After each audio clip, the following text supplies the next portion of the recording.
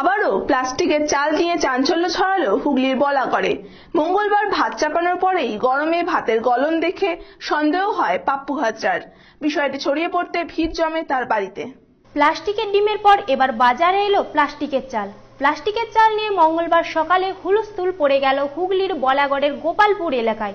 মঙ্গলবার সকালে বাজার থেকে চাল এনে ভাত রান্না করতে গিয়ে সমস্যায় পড়েন গোপালপুরের হাজরা পরিবারের লোকেরা। তারা লক্ষ্য করেন বাজার থেকে আনা ওই চাল হাঁড়ির তলাতেই জমে যাচ্ছে। তাদের সন্দেহ হয় এটা প্লাস্টিকের চাল নয় তো।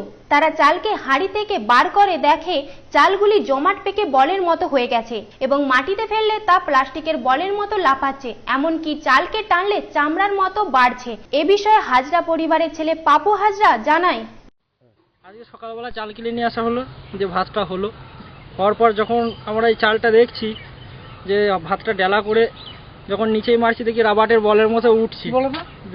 উঠার পর দেখলাম যে ভাবলাম যে এটা কি প্লাস্টিকের চাল না অন্য কিছু, এরকম একটা কিছু হতে পারে। এটাই আমাদের মনে হচ্ছে ধারণা, যত সম্ভবত প্লাস্টিকের চালই হওয়ার সম্ভাবনা বেশি। নিউজ আজ বাংলা, হুগলি।